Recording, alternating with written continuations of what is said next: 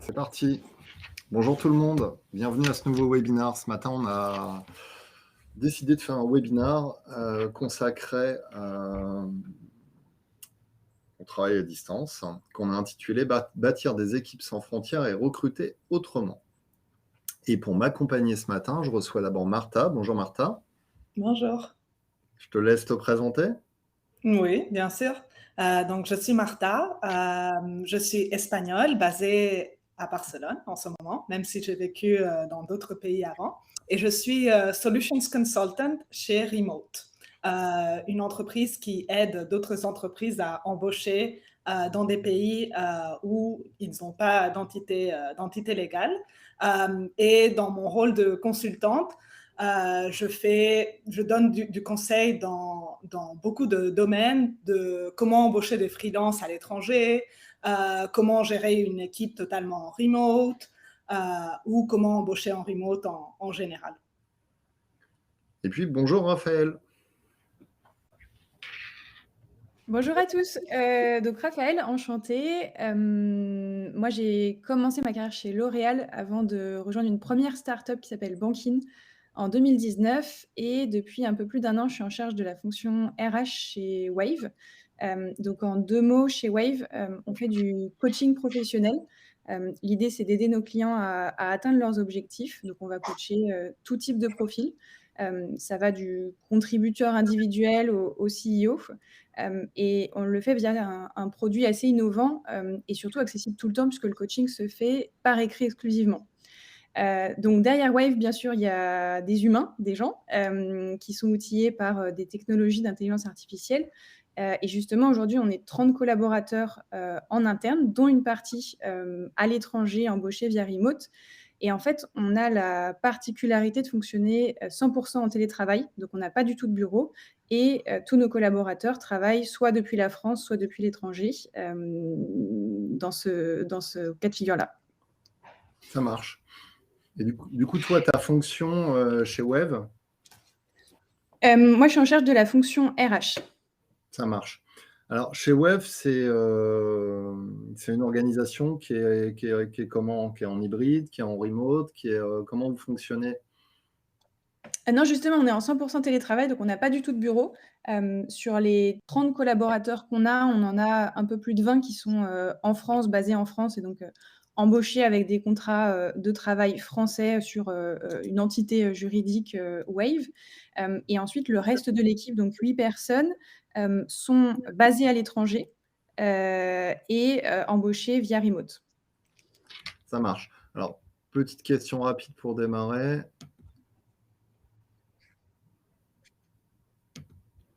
Pour ceux qui sont là, est-ce que vous recrutez à l'étranger? Petite question aux participants.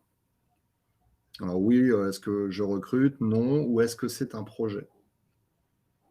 Est-ce que vous envisagez de le faire?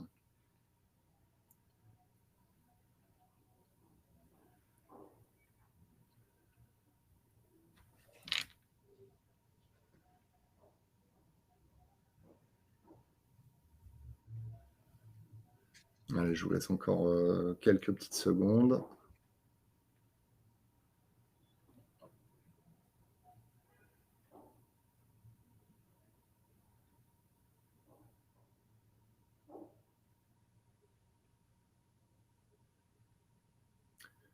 Pour l'instant, il y a une trentaine de personnes qui sont arrivées. Donc, alors, ça donne quoi? Partager les résultats. Oui, 7 personnes qui nous disent oui, 11 qui nous disent non, et on en a 5 qui nous disent c'est un projet. La question en fait, que je me pose sur ces recrutements, puisqu'on a dit bâtir des équipes sans frontières et recruter autrement, parce que ça peut être une piste actuellement, vu la complexité des entreprises à recruter. On sait que c'est complexe à la fois de recruter et en même temps de conserver ses collaborateurs actuellement. Est-ce que pour Wave, ça a été une volonté de se dire, bon, on va aller chercher des compétences, entre guillemets, n'importe où. On ne se limite pas à la France. Et je ne sais pas, par exemple, tu vas chasser sur LinkedIn et tu vas te dire, bah tiens, OK, j'ai identifié un profil au UK, je l'adresse, quoi. Ouais, complètement. Bah, en fait, Wave, dès sa création, a fonctionné en full remote. Donc au début, c'était principalement en France, mais en fait, la question de l'étranger, elle s'est pas du tout posée comme une contrainte parce qu'on savait qu'il y avait cette possibilité-là. On a trouvé une manière de le faire. Et en fait, aujourd'hui, dans la manière dont on recrute, en fait, on ouvre un poste, on lance une annonce, on fait notre recrutement de manière relativement classique. Et à aucun moment, entre guillemets, on se pose la question de où est basée la personne. Et c'était vraiment une volonté, c'est-à-dire les difficultés de recrutement sur nos marchés sont telles que si on commence à mettre des contraintes géographiques, on se rajoute finalement de la complexité. Donc l'idée, c'était vraiment de pouvoir aller chercher la compétence là où elle était. Nous, on s'est mis une contrainte qui était une question de fuseau horaire pour simplifier l'organisation interne parce qu'on estime qu'on n'est pas encore capable de gérer du 100% asynchrone avec des personnes qui sont basées partout dans le monde et du coup des questions de chevauchement de time zone. Donc nous, on est sur du plus 3-3 par rapport à Paris en termes de time zone, ce qui est déjà une couverture relativement large. Et à partir du moment où nos candidats sont dans cette time zone-là, on va pas trop se poser la question de où est-ce qu'ils sont basés puisqu'on sait qu'on va pouvoir les embaucher de toute manière. Mais alors, une question, on a eu pas mal de débats récemment sur notamment les offres d'emploi qui ne comportaient pas le salaire. La question que je me pose, déjà quand on recrute en France, c'est difficile de mettre un salaire sur les annonces. Mais alors quand tu recrutes à travers le monde, ça devient encore plus compliqué parce que les référentiels de rémunération ne sont pas les mêmes en France, en Espagne, en Allemagne, en Angleterre, etc. Donc, comment tu fais pour faire une annonce, entre guillemets, ouverte? Ouais, c'est très drôle que tu poses la question parce que c'est le premier sujet quasiment que j'ai traité en arrivant chez Wave parce qu'on avait cette question qui se posait.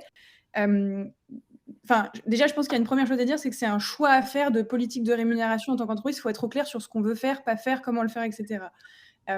Nous, ce qu'on a décidé là-dessus, c'est on a défini une grille de rémunération en interne pour nos collaborateurs, qui est une grille de rémunération sur une base France. Et donc, on a un système relativement simple. On a 5 grandes fonctions de métier, engineering, product, growth et les fonctions transverses. Et après, on a une équipe dédiée qui sont notre équipe Ops, grosso modo, en interne. Et on a défini des niveaux dans la hiérarchisation des collaborateurs. Donc, ça va de 1 à 10 et puis on a des salaires en face. Donc, quand on ouvre un poste, on va mettre ce salaire-là dans nos annonces. On va mettre une fourchette, même si c'est des salaires fixes, parce qu'en fait, quand on va lancer un recrutement, oui, on va être capable de cibler si on veut plutôt un junior ou un senior, mais en fait, de 1 à 10, il peut y avoir différentes variabilités. Et puis, tout le monde sait que dans les joies du recrutement, on peut croiser parfois des candidats qui sont moins expérimentés que ce qu'on avait prévu et qui finalement, on se dit, ça peut le faire, même si ce n'est pas le profil initial que j'avais ciblé, ou à l'inverse, des profils qui sont plus expérimentés. Donc, en gros, on va cibler un niveau, puis on va mettre la fourchette de rémunération, le niveau d'en dessous, le niveau de... Ça, c'est notre grille de salaire France, on va dire. Et après, on a une politique de rémunération pour les collaborateurs qui sont basés à l'étranger, que nous, on a choisi de positionner par rapport au niveau de vie dans le pays local. Donc, ça veut dire qu'on va utiliser un index, c'est l'index Numbeo qu'on utilise, qui est assez fréquemment utilisé comme point de référence. Et imaginons qu'on va recruter dans un niveau de vie où l'index est à 110 pour un index 100 en France, et ben on va rajouter un pourcentage d'augmentation de location bonus en fait par-dessus. On ne le fait que à la hausse, on ne le fait pas à la baisse. C'est un choix qu'on a fait aussi pour rester compétitif et attractif. Mais effectivement, tu fais bien de le mentionner, la question des rémunérations, elle se pose, mais pour moi, c'est plutôt une question de politique de rémunération qu'une question de recrutement en tant que telle. Oui, mais déjà en France, souvent, on a du mal à positionner certaines rémunérations sur certaines fonctions, d'autant plus quand elles sont pénuriques. Du coup, si demain, par exemple, j'ai envie de recruter un content manager basé au Luxembourg, c'est quoi le salaire d'un content manager au Luxembourg? Martha, comment est-ce que Remote accompagne aussi ses clients sur c'est quoi le bon salaire dans tel ou tel pays? Ça dépend vraiment du client. Le process que Raphaël vient d'expliquer est vraiment très, très réfléchi. Donc, on a des clients qui vraiment ont pensé à développer leur propre grille de salaire et après l'adapter à plusieurs pays, plusieurs marchés. Et après, on a des clients qui disent, on ne sait pas, on sait qu'on veut s'ouvrir à l'étranger, on sait qu'on veut embaucher en remote, mais est-ce qu'on pourrait avoir un peu d'aide, un peu une sorte de guide de comment faire, comment gérer tout ça. Donc oui, nous, notamment mon équipe, on accompagne par rapport à la data en interne que nous, on a, évidemment, de tous nos employés.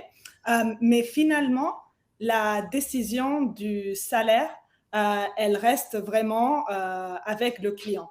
Donc, nous, en tant que remote, on peut faire une séance de conseil. Nous, on voit que le marché du talent en Espagne, en France, au Luxembourg, il est tel qu'il est. On a des grilles de salaire plus ou moins par rapport à des fonctions.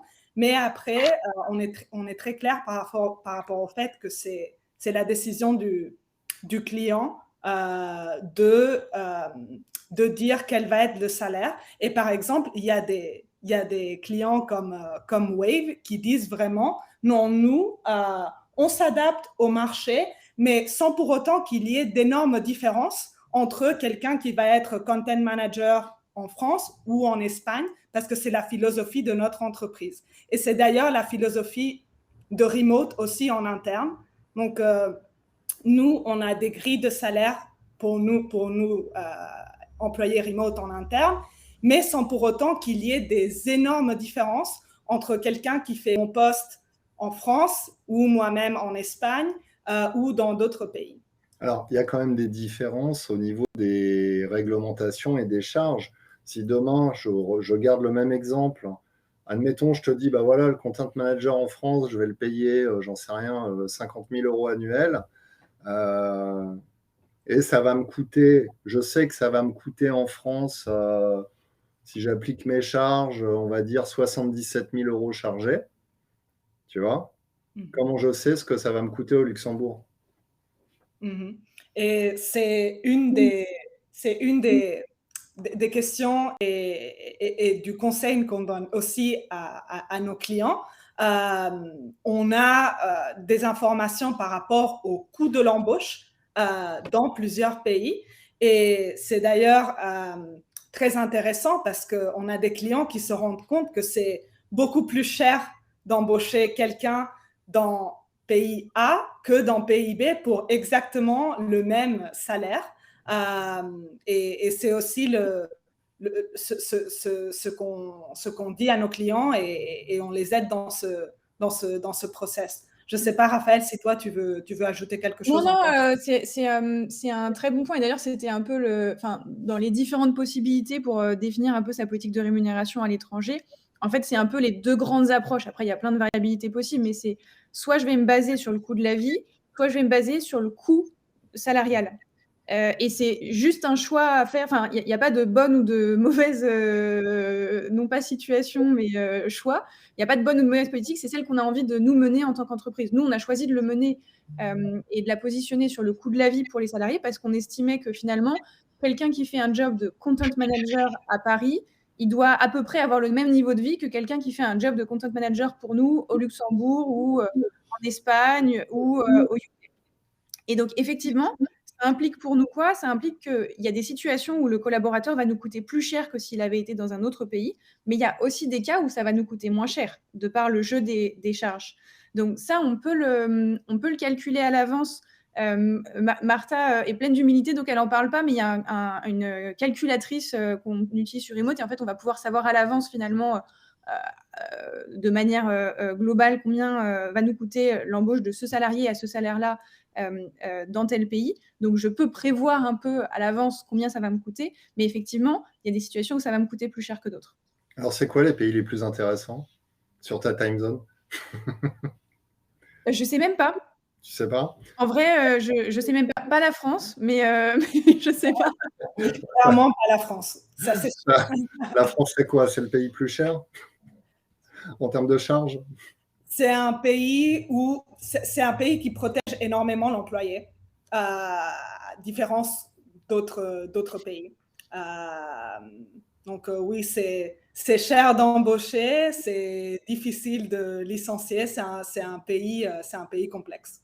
Alors justement, ça fait une bonne transition par rapport à ça. Là, on a vu la partie rémunération. La deuxième question, c'est ça, c'est toujours sur mon cas au Luxembourg. En plus, là, je prends l'exemple de Web. Raphaël, j'imagine que vous n'êtes pas 36 à gérer les RH Non. dans ton équipe. Tu es seul ou peut-être tu as une petite assistance à côté. Donc, potentiellement, tu n'as pas le temps d'aller t'informer sur la réglementation du Luxembourg.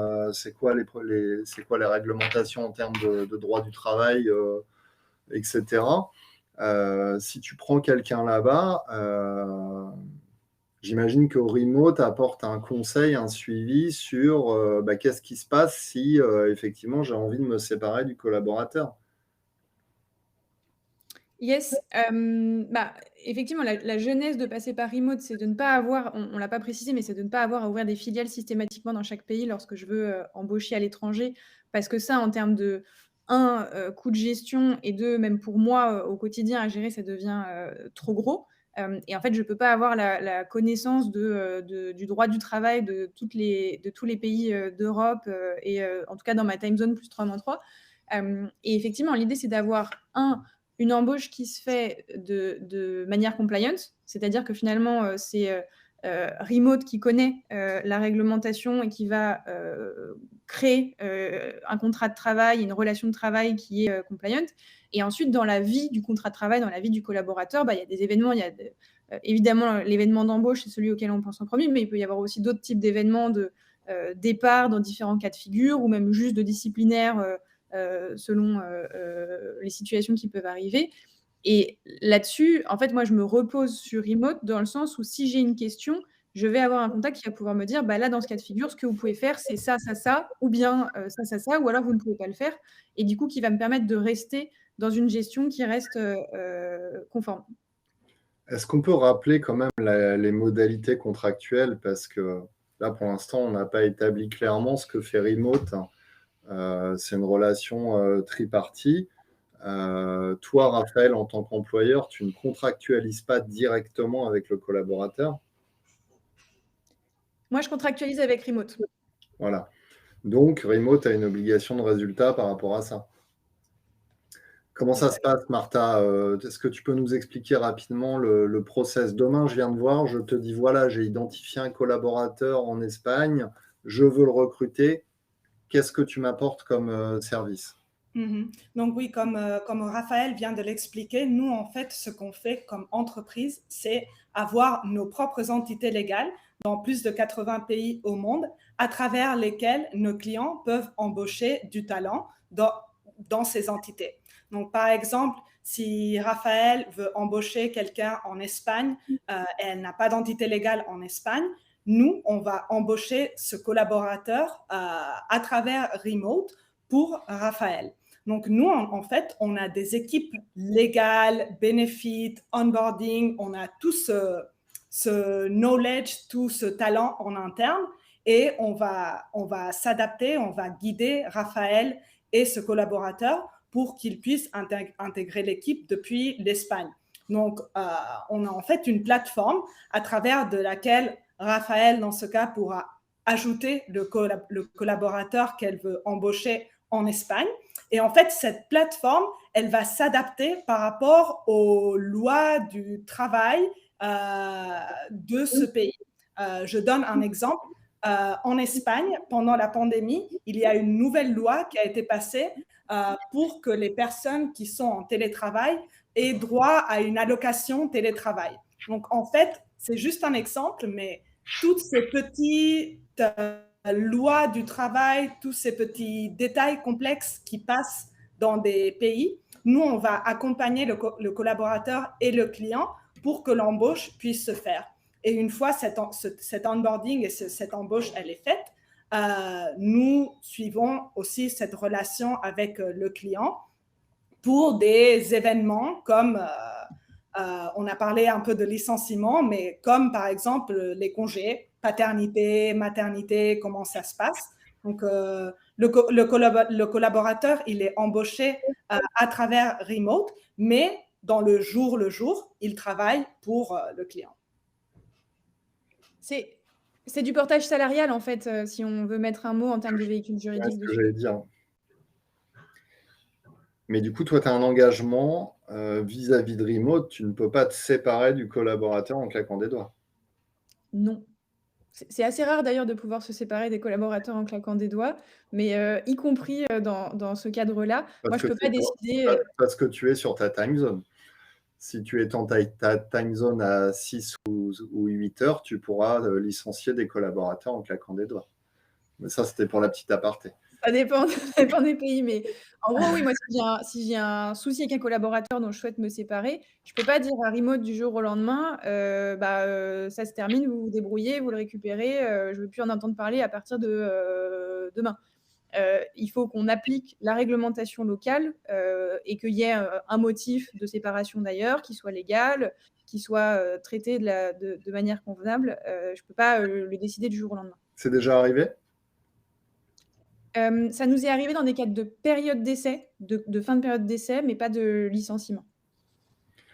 Alors, tu disais, Martha, on a un onboarding, mais j'imagine qu'en fait, toi, Raphaël, côté web, tu le considères comme un salarié classique, donc tu dois appliquer tes process internes. À partir du Oui, c'est moment ça. où, En interne, nous, on fait pas, grande différence, entre un salarié avec un contrat, français, Wave et un salarié, avec, un contrat via remote. C'est-à-dire que tous les process RH, s'appliquent, aux 2 types de contrats, donc, onboarding, gestion de la performance, sujet de développement, on va appliquer la même chose. Et d'ailleurs, pour ajouter, c'est ce qu'il faut faire. Une fois l'onboarding est complété, remote pour le collaborateur reste totalement dans un deuxième plan. Et c'est la plateforme qui, en tant que collaborateur, permet d'accéder à tes fiches de salaire, à tes congés, etc. Mais tu es 100% dans ce cas un employé de Wave dans le jour de jour et tu suis à 100% ce que Wave te dit de faire. mais c'est Remote qui fait les payes? Oui. Ok. Il y a une question de Valérie, du coup, comme on a dit que ça s'assimilait à du portage salarial, la question de Valérie, c'est de se dire, finalement, si j'ai besoin de recruter quelqu'un en Allemagne, il suffit que j'aille voir une société de portage en Allemagne. C'est quoi la valeur ajoutée de Remote par rapport à une société de portage salarial? Alors, ce qui différencie vraiment Remote par rapport à d'autres sociétés, c'est vraiment le fait que nous, on a nos propres entités légales. Donc, on a tout ce knowledge en interne. Il y a d'autres sociétés qui vont aller chercher des partenaires dans chaque pays pour, par exemple, faire le payroll, pour faire les bénéfices, etc.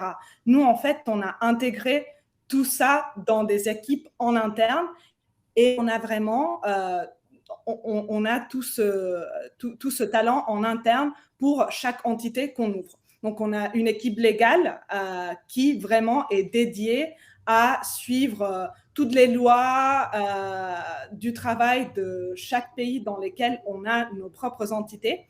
Et une fois qu'on a cette entité ouverte, on ne passe jamais par des partenaires. Donc, si Wave, dans ce cas-ci, veut embaucher quelqu'un en Espagne ou en Italie, etc., nous, en tant que remote, on ne va jamais passer par des partenaires externes pour résoudre les problèmes de Wave. On a vraiment intégré tout ça en interne. Et on a aussi ce côté un peu différent du fait d'avoir des entités dans autant de pays. On peut aussi donner du conseil par rapport à comment gérer ton entreprise en remote, les grilles salariales un peu qu'on a parlé au début. Vraiment, on a toutes ces informations à travers lesquelles on veut vraiment aider nos clients. Une question, alors là, je vais prendre le cas le plus complexe. Je suis un employeur, je suis une entreprise allemande et je recrute en France. Je travaille avec Remote. Mhm. S'il y a un contrôleur SAF, c'est Remote qui le supporte. S'il y a, pardon? Un contrôleur SAF ou un contrôle de l'inspection du travail. Mhm. Qui est contrôlé? Remote. Donc contractuellement, en fait, tes clients sont complètement exonérés de ces contraintes. Pas complètement, parce que comme l'a dit Raphaël, c'est vraiment Wave signe un contrat avec Remote et après Remote signe un contrat avec les collaborateurs. Donc c'est jamais une relation où le client est complètement Non, mais externe. je veux dire, si Remote fait une erreur en paye, c'est à la charge de Remote. Mhm. C'est ça ma question. Totalement. Oui, Ok. et d'ailleurs, c'est heureusement que c'est notre faute si on fait une erreur et on ne paye pas le salaire que quelqu'un devrait recevoir. C'est totalement notre faute. Et d'ailleurs, j'espère qu'avec Raphaël, c'est jamais arrivé. Mais on est complètement honnête avec le fait que c'est notre faute et on essaye de le gérer le plus tôt possible. Ça marche. Non, en France, ça arrive tout le temps, donc c'est pour ça que je pose la question. Mais en France, pour faire une paye juste, il faut avoir fait au moins HEC, maths sup et les cas d'usage en fait des clients, Martha, c'est quoi? Parce que là, on a parlé de tiens, j'ai envie de recruter quelqu'un et de pas me limiter. Mais c'est quoi les cas d'usage des clients en général? C'est ça exclusivement? C'est la volonté de s'implanter dans de nouveaux pays? En général, les clients viennent te voir pour quels besoins? Donc, c'est vraiment un peu de tout. Le cas de Wave, il est assez classique. Donc, entreprise, nous vraiment, on veut trouver le meilleur talent et avec quelques contraintes, on veut l'embaucher dans n'importe quel pays au monde et on veut être totalement remote. Donc, ça, c'est un cas d'usage. Après, on a un deuxième cas d'usage que tu viens de mentionner, c'est nous, on est une entreprise européenne et on veut se lancer en Asie sans pour autant, au début, peut-être ouvrir nos propres entités légales parce que c'est long, c'est compliqué, on ne sait pas comment faire et on peut passer par une société comme Remote qui, du coup, va embaucher ses employés pour moi à Singapour, par exemple. Et je peux commencer à opérer dans cette zone géographique sans avoir à savoir comment faire. De plus en plus, ça c'est un cas d'usage que je vois depuis certains mois, on a aussi des clients qui pensent à fermer leurs propres entités légales. Donc en fait, ils se rendent compte que c'est cher et qu'il y a des entités légales qui en fait coûtent énormément d'argent et qui pourraient être gérées par Remote, par exemple. Donc c'est un cas d'usage récent. Tu dis, alors on parle de remote depuis le début, mais si par exemple j'ai envie d'ouvrir une filiale, j'en sais rien, au Maroc par exemple, mais que j'ai envie d'avoir des locaux, que j'ai envie d'avoir un bureau physique, ça marche aussi? Oui. Ouais, peu importe en fait. Oui, d'ailleurs, même si on parle énormément de remote, comme tu viens de le dire, pas tous nos clients sont 100% en remote. On a des clients qui utilisent remote pour s'implanter dans des pays dans lesquels ils ne veulent pas avoir d'entité légale, sans pour autant que la philosophie de l'entreprise soit d'être 100% remote. Il y a une question de Charline qui dit, du coup, le lien de subordination du travailleur est vis-à-vis de remote? Alors, nous, on signe, donc moi, par exemple, en tant que, non, moi, je suis pas un bon exemple, mais un travailleur de Wave, il va signer un contrat avec Remote, et Remote sera l'employeur légal de cette personne. Donc, nous, on est en charge de payer cette personne. Dans le contrat de cette personne, on peut clairement voir la période d'essai, donc les jours de congé, etc. Nous, on signe ce contrat avec le collaborateur, mais d'un autre côté, Wave a signé un contrat avec Remote qui en fait s'assure que même si le collaborateur a signé un contrat avec nous, dans le jour, ce collaborateur va travailler pour Wave et va faire les tâches dont il est chargé pour Wave. Je ne sais pas si, Raphaël, toi, de ton côté, tu veux... Le lien de subordination, il n'est pas avec Remote, il est avec Wave, en fait. Et tu garantis, du coup, à ces personnes qu'elles vont avoir les mêmes avantages sociaux que tes collaborateurs en direct? Alors, je ne peux pas garantir exactement les mêmes parce que ça dépend des fournisseurs, par exemple, d'organismes sociaux, de mutuelles, de prévoyance, etc. Mais je garantis que c'est déjà en termes de tout ce qui est autres perks and benefits, ils ont les mêmes. Et ensuite, sur des questions de social, je garantis un niveau équivalent. Équivalent, ok. Ouais. Ok. Et tu n'as pas de réticence, les personnes sont vraiment OK avec ça. Tu vois, là, je voyais Valérie qui dit comment on gère la performance, exemple, comment on fait passer un entretien annuel, alors que finalement, le lien de subordination est quand même pas... En fait, dans notre cas de figure, les collaborateurs qu'on a embauchés au départ, on les a embauchés pour travailler pour Wave. Ils n'ont pas été embauchés par Remote et après, on leur a dit, en fait, finalement, tu vas aller bosser pour Wave. Ils ont été embauchés pour travailler chez nous. Et d'ailleurs, il y a 2 cas de figure. Il y a des personnes qui ont été embauchées directement à l'étranger via Remote pour travailler pour nous. Mais il a toujours été clair depuis le début que le lien de subordination et que le travail et que l'intégration collective de travail se ferait dans le contexte Wave. Et après, on a aussi le cas de figure de collaborateurs qu'on avait à la base en France sur des contrats français Wave, qui ont eu des projets perso pour X ou Y raison, qui ont souhaité déménager et nous, on avait envie de continuer l'aventure avec eux. Et du coup, on a passé le contrat finalement chez Remote. Donc en fait, la question, elle se pose pas du tout dans ce contexte-là parce que pour eux, c'est très clair, ils bossent pour Wave. Et en fait, parce qu'ils sont à l'étranger, il y a cette tierce partie avec Remote. Ils savent que c'est Remote qui les paye et qui gère la partie organismes sociaux. Mais pour le reste, en fait, je pense que si on les interroge, ils considèrent plutôt travailler pour Wave que pour Remote. J'en entends pas parler, ils disent pas je travaille pour Remote, ils disent je travaille pour Wave.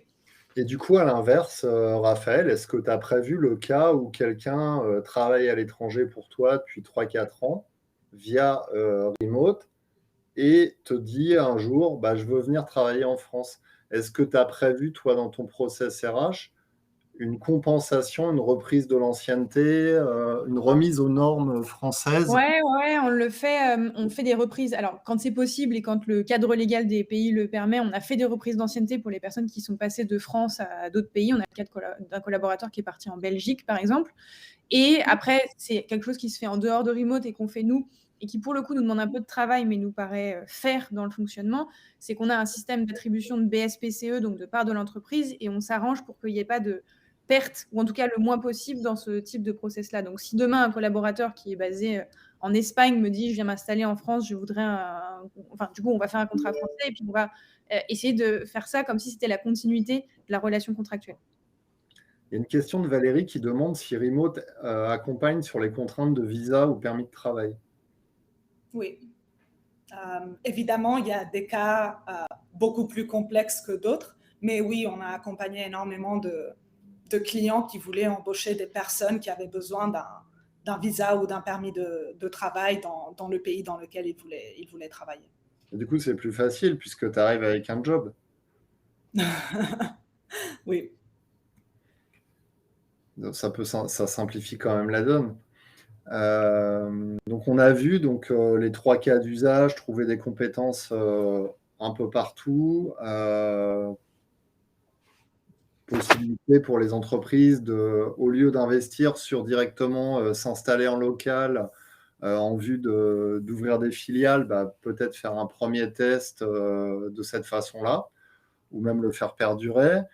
Et puis, du coup, j'y vois aussi un booster de marque employeur parce que, Raphaël, ce que tu disais, d'une part, tu recrutes à l'étranger, mais tu offres aussi à tes collaborateurs la possibilité d'avoir une mobilité peut-être pas internationale, mais déjà européenne dans un premier temps. Donc, est-ce que ça, tu sens que c'est un axe, un atout en matière de fidélisation des collaborateurs?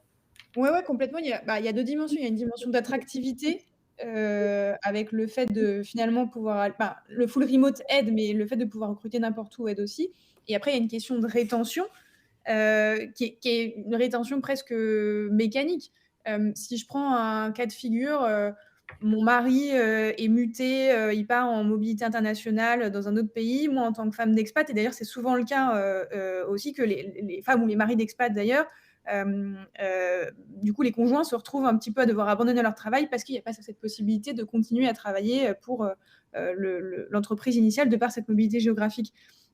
Finalement, ça permet aussi de pouvoir continuer à travailler dans la même entreprise à distance. Donc il faut permettre le travail à distance, c'est sûr, mais du coup, moi typiquement, le collaborateur qui est parti en Belgique, c'est parce que sa femme avait trouvé un nouveau job, là-bas. Lui, il avait envie de continuer à bosser pour nous. Nous, on avait envie de continuer à bosser pour lui, et du coup, dans un autre cas de figure, on aurait peut-être dû arrêter la relation de travail alors qu'en fait, aucune des 2 parties n'en avait, vraiment envie, alors que là, on a pu poursuivre, la discussion. Donc c'est une rétention, finalement, qui se fait, de cette manière-là. Et tout à l'heure, tu disais, je recrute à l'étranger, je ne me limite pas en termes de recherche, mais c'est quoi les pays là que tu couvres actuellement? Pour qu'on voit bien un peu le... Ouais, UK, Pays-Bas, Belgique, Espagne, Portugal. J'ai quelqu'un aux US qui est hors time zone, c'est une situation spécifique, mais du coup, j'ai quelqu'un aux US et j'ai quelqu'un à Dubaï. Ah bah lui, tu peux le virer plus facilement. Non, Oui, mais c'était c'est pas mon objectif. Il est bien, il est bien. Tu peux virer tout le monde. non, je plaisante. Du coup, je ne sais plus ce que je voulais dire. Oui, par rapport à ça, du coup, mais comment tu fais pour recruter quelqu'un, je sais pas, au Portugal, tu as une compétence sur tous les job boards des pays? En fait, j'adresse pas du tout le sujet de cette manière-là. Enfin, je pense qu'il peut y avoir un cas d'usage qui est d'aller, chercher de la main-d'œuvre moins chère de par les coûts de salaire et le coût de l'embauche. C'est pas notre volonté. Moi, quand je lance un recrutement, je le lance sur des plateformes classiques, plutôt françaises d'ailleurs, de base, Welcome to the Jungle, sur LinkedIn. On utilise une autre plateforme qui s'appelle JobGazer, qui est une plateforme spécialisée pour, l'embauche, en remote. Et en fait, je me dis jamais: «Je veux recruter au Portugal» ou «Je veux recruter en Irlande» ou quoi que ce soit. Je me dis: «Je veux recruter quelqu'un», je démarre une recherche, donc ça, c'est via les job boards, et après je vais pouvoir aller faire de la chasse aussi. Mais du coup, en fait, quand je vais faire mes recherches, vu qu'on a quand même une contrainte, c'est que du coup, on travaille en anglais au quotidien. Ouais. C'est un peu une must-have. Donc quand on fait de la chasse, on fait du sourcing nous-mêmes. Du coup, on va le faire en utilisant plutôt des mots-clés en anglais, ce qui fait que par défaut, en fait, on va avoir un vivier de candidats potentiels, à sourcer qui va être basé dans d'autres pays que la France. Mais la question, elle se pose pas dans ce sens-là. Nous, on ouvre un poste, on va lancer un recrutement, et après, on va voir où est-ce que cette personne est située.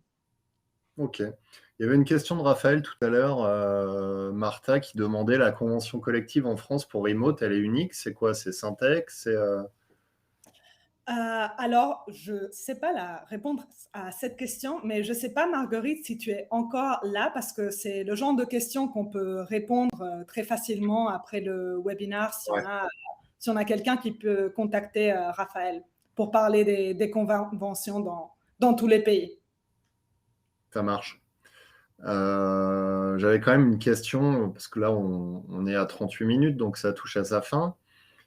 Moi, demain, si j'ai un collaborateur qui me dit je veux partir en Espagne et que j'accepte, ça va me coûter quoi en fait,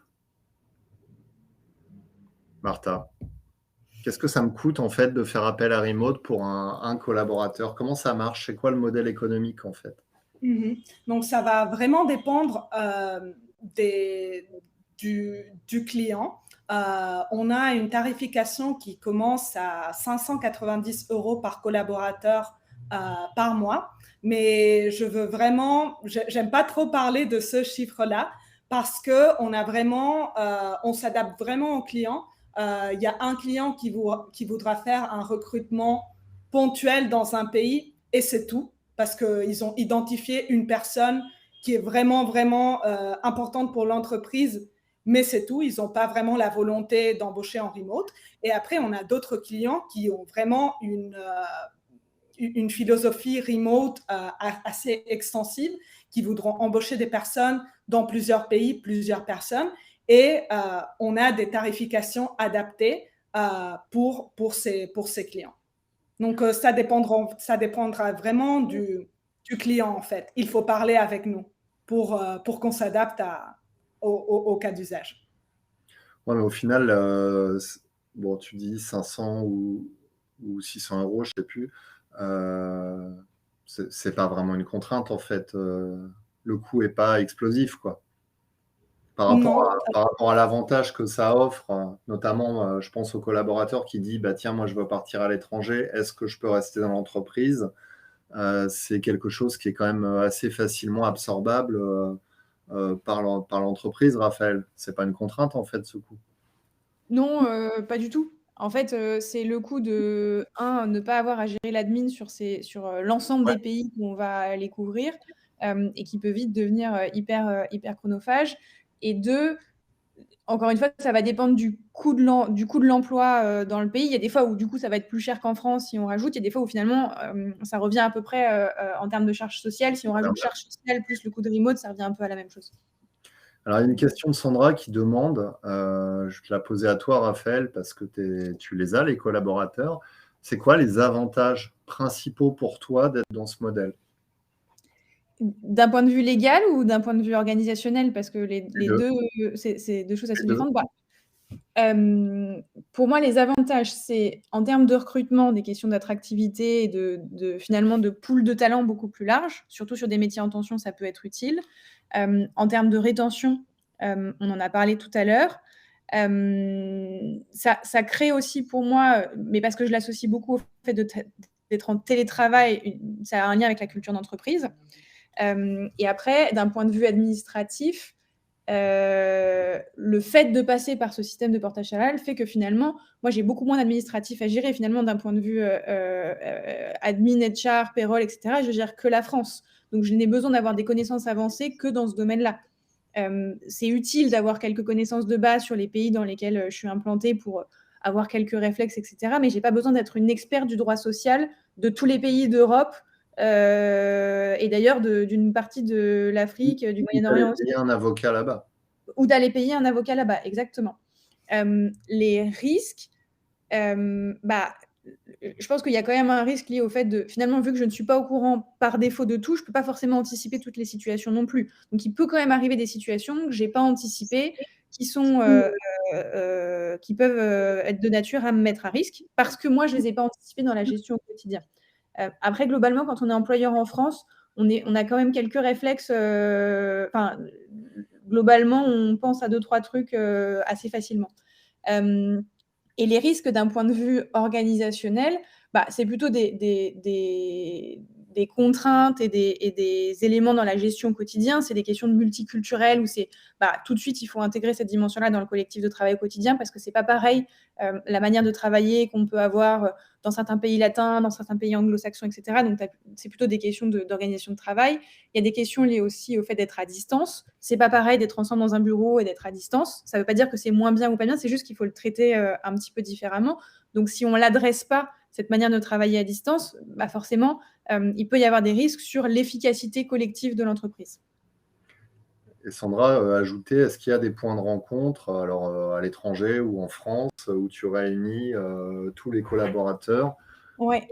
On fait un séminaire tous les trimestres. Donc ça, c'est en fait, l'humain a quand même besoin d'interactions humaines, d'échanges de phéromones, etc. Donc nous, on estime que notre modèle en télétravail, il fonctionne, mais il fonctionne dans un cadre où on se voit quand même de manière régulière. Donc en fait, on fait entre 3 et 5 jours de séminaire 4 fois par an. Donc on a ces moments-là tous ensemble. Et ensuite, tous nos collaborateurs ont un forfait de coworking qu'ils peuvent utiliser en France ou dans un autre pays, qui vont pouvoir utiliser soit tout seul pour aller échanger avec d'autres personnes qui travaillent dans d'autres entreprises, soit se retrouver.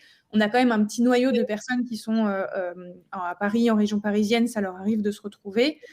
Et on a des cas de figure aussi où certains collaborateurs dans le cadre de vacances à l'étranger, vont rajouter une semaine de travail à distance. Donc, je ne vais pas réouvrir cette boîte-là qui est assez grosse tout de suite, mais il y a quand même quelques formalités administratives à faire, notamment auprès de la sécurité sociale pour que le mini-détachement, entre guillemets, soit validé, mais qui du coup se retrouvent dans d'autres pays ensemble. Ça marche. Et ben, je pense qu'on a répondu à toutes les questions qu'on pouvait avoir. Bon, ça me paraît très clair. Ça m'a presque donné envie d'aller bosser à l'étranger. On cherche un product designer si tu veux, Christophe. Combien? Non, mais c'est intéressant et je trouve que oui, ça paraît comme ça assez simple à mettre en place. Comme tu l'as dit, finalement, le coût, je pense qu'entre le fait de ne pas avoir à gérer la partie administrative, le légal, les contraintes juridiques, etc., c'est pas vraiment une question. Et puis, j'y vois vraiment un intérêt aujourd'hui, actuellement, en termes de marque employeur, que ce soit en termes de marque employeur interne ou externe. Martha, tu veux rajouter quelque chose pour conclure? Je pense que tu as tout dit. Si je peux peut-être parler un peu de mon exemple personnel. Moi, j'avais jamais travaillé en remote avant de travailler chez Remote. Je travaillais chez LinkedIn et j'habitais à Londres. Et j'avais très, très envie de revenir en Espagne après le Covid, après la pandémie.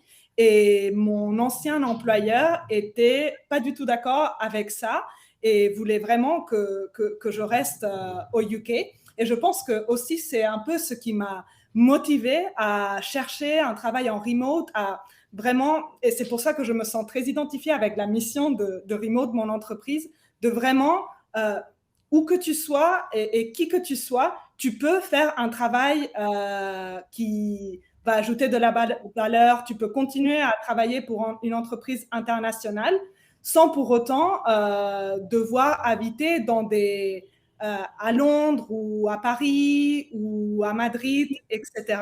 Et c'est vraiment la mission de Remote qui en plus résonne Ouais. avec moi de manière très, très personnelle. Alors, dernière question de Sandra, c'est quoi la typologie des clients de Remote? Est-ce que c'est des TPE, PME? Sandra demande si tu interviens auprès de grands groupes.